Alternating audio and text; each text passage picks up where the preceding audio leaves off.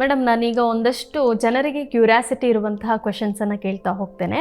ಮೊದಲನೇ ಕ್ವೆಶನ್ನು, ಯಾವ ಏಜಲ್ಲಿ ಲೈಂಗಿಕ ಆಸಕ್ತಿ ಹೆಚ್ಚಾಗುತ್ತೆ?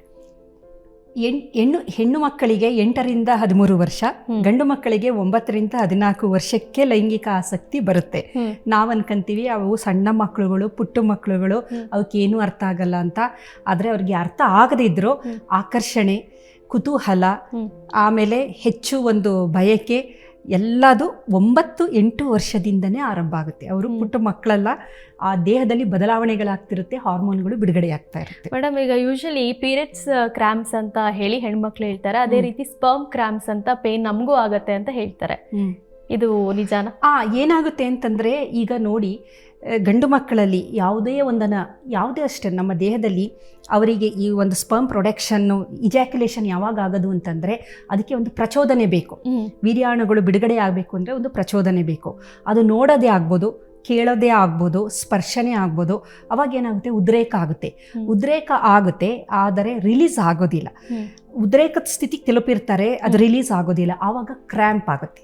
ಅದನ್ನೇ ರಾತ್ರಿಯದಲ್ಲಿ ಸ್ವಪ್ನದಲ್ಲಿ ಅವರು ಇಜಾಕ್ಯುಲೇಟ್ ಆಗೋದು, ನಿದ್ರೆ ಮಾಡ್ಬೇಕಾದ್ರೆ ಇಜಾಕ್ಯುಲೇಟ್ ಆಗೋದು ಅಂತೆಲ್ಲ ಅಂತಾರಲ್ಲ, ಅದೆಲ್ಲ ಹಾಗೇನೆ.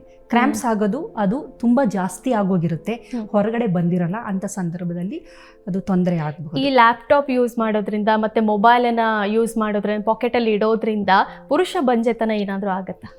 ಕೆಲವು ಸಂಶೋಧನೆಗಳು ಆಗುತ್ತೆ ಅಂತಂತಾರೆ. ಇದು ಕಾಂಟ್ರವರ್ಷಿಯಲ್ ಕ್ವೆಶನ್.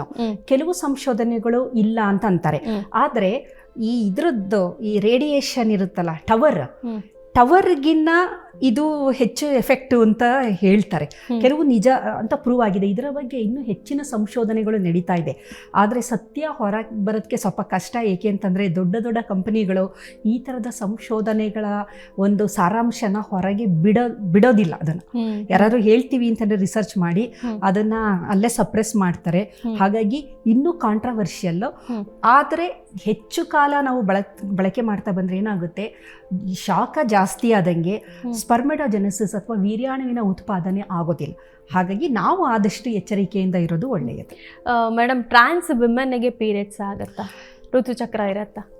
ಟ್ರಾನ್ಸ್ ಅಂತಾಗ ಈಗ ಪುರುಷರು ಮಹಿಳೆಯರ ಥರ ಏನಾದರೂ ಫೀಲಿಂಗ್ ಆಗಿ ಅವರು ಟ್ರಾನ್ಸ್ ವಿಮೆನ್ ಅಂತ ಆದಾಗ ಋತುಚಕ್ರ ಅವರು ಪುರುಷರೇ. ಅವರು ಸ್ಪರ್ಮ್ ಪ್ರೊಡಕ್ಷನ್ ಇರುತ್ತೆ ಕೆಲವರಿಗೆ ಇರೋದಿಲ್ಲ. ಆದರೆ ಪುರುಷರವರು ಆದರೆ ಮಹಿಳೆಯರ ಥರ ಇರಬೇಕು ಅಂತ ಅವರು ಆಸೆ ಪಡ್ತಾರೆ. ಟ್ರಾನ್ಸ್ ಮೆನ್ ಅಂದರೆ ಹೆಣ್ಣು ಮಕ್ಕಳು ಗಂಡು ಮಕ್ಕಳ ಥರ ಬದಲಾವಣೆ ಆಗೋದು. ಅವರಿಗೆ ಬಿಗಿನಿಂಗಲ್ಲಿ ಪೀರಿಯಡ್ಸ್ ಎಲ್ಲ ಇರುತ್ತೆ. ನಂತರ ಅವರು ಟೆಸ್ಟೋಸ್ಟಿರಾನ್ ಹಾರ್ಮೋನ್ಗಳನ್ನು ತೆಗೆದುಕೊಳ್ತಾ ಬರ್ತಾರಲ್ವ, ಆವಾಗ ಪೀರಿಯಡ್ಸು ಕಡಿಮೆ ಆಗ್ತಾ ಬರುತ್ತೆ.